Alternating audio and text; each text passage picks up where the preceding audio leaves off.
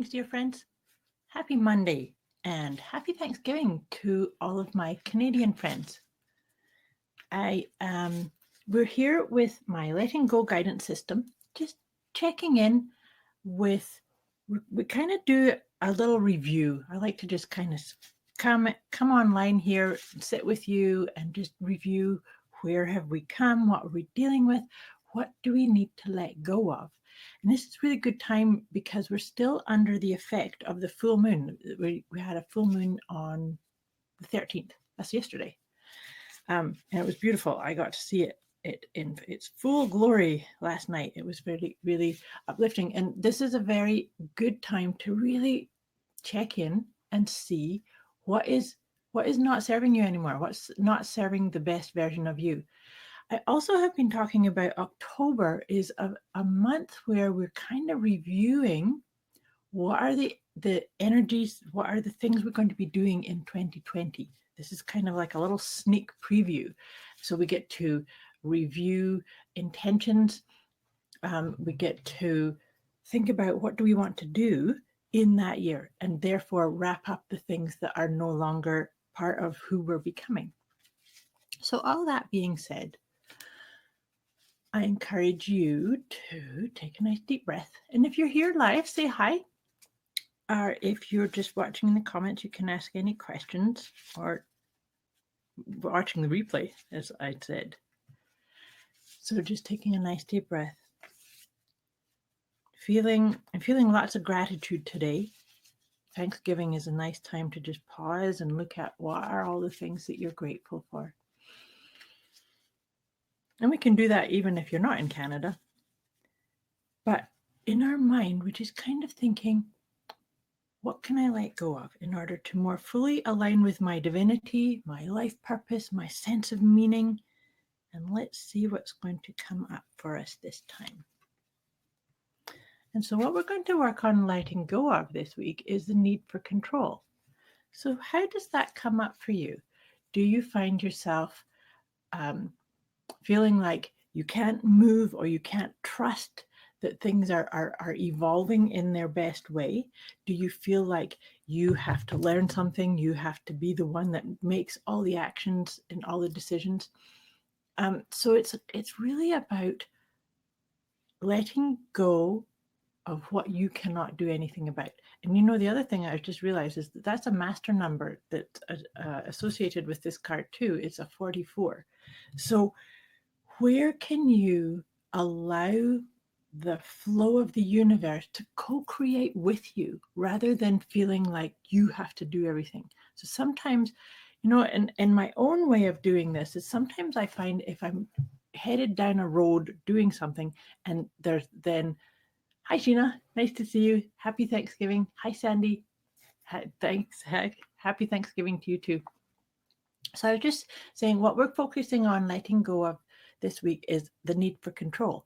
And what I was about to say is that I find that when I'm going, working on a project or working on an intention, and then things start to go really wrong or things don't happen at the time that I think they should, that's time to let go, maybe distract yourself, go off and do something different because maybe you are trying to control it, trying to take over and say, this is how it's got to show up.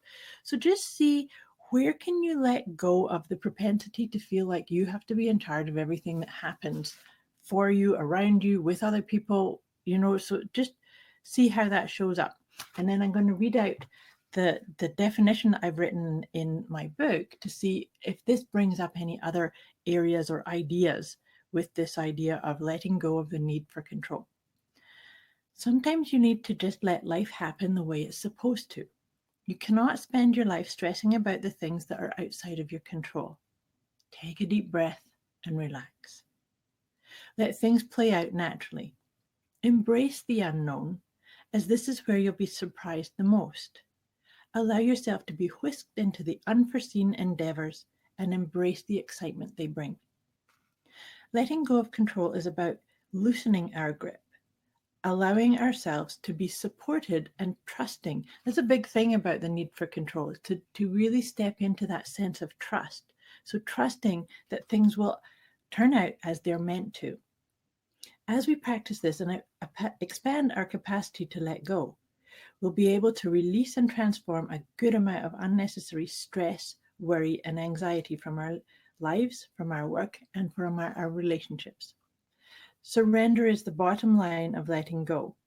Surrendering doesn't mean giving up control or not caring. And this is something else that's important about surrendering. Surrendering is not a sign of weakness. Surrendering is a sign of knowing when you need to do something and when you need to step back and receive, right? It means trusting and allowing things to be taken care of by others and by the universe, by the process, and by the universal intelligence governing all life. Some people call this God, some people call it source or spirit. Some people don't call it anything, but most of us have an experience of it at some level. Surrendering is about consciously choosing to trust and have faith.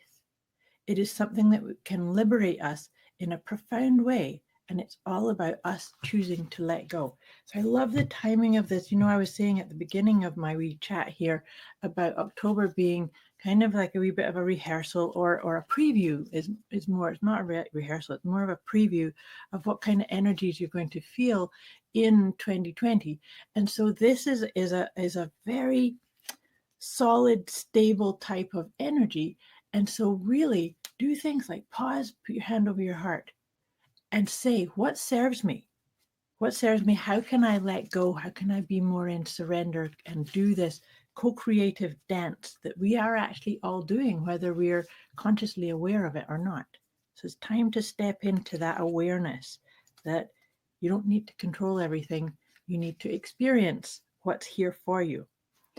As I'm saying that and thinking about that, I'm shuffling the tarot cards.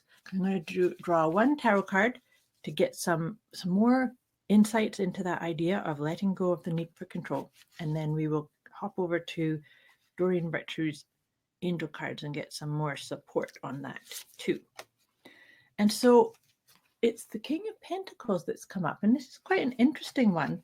So to me, that kind of says King of Pentacles is very much in control. So King of Pentacles is very much about what do you do to feel secure, to feel safe? And is there spaces in there where you need to trust that everything that you've done up until this point is the right thing, that you are on track, that you do listen to your guidance and your intuition?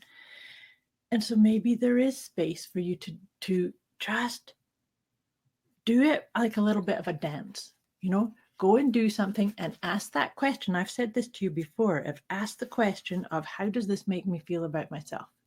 So this action, this thinking pattern, this decision, this direction, this project, how does this make me feel about myself? Because, the King of Pentacles is also a very powerful manifester, as are you. So but by being a powerful manifester does not necessarily mean you do everything, right? So it's like get your intention clear and then say, I trust. I trust that the signs will show up. I trust that the guidance will be there and present itself. And then go forward doing the things that you can do, but also with a sense of ease and peace, no struggle. That's the thing about feeling like when we feel like we have to be in control, that can often bring about a sense of struggle as well. So let's see. That's funny. Manifestation came up and I just said that. So here's the Doreen Virtue's angel guidance is play. All too often when we get into that sense of need for control, we forget we're supposed to be having fun in life. We're supposed to be playing.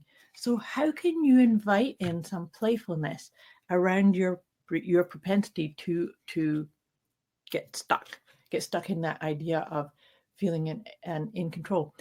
Friendship, how can you be your own best friend? And that's going to really be helped by asking that question I just said about how do I feel about myself when I think like this, when I do all that. I'm glad to hear that, Sandy. Sandy says it's resonating. So this is in questioning your friendship with you. So use that. Remember that question. How do I feel about myself?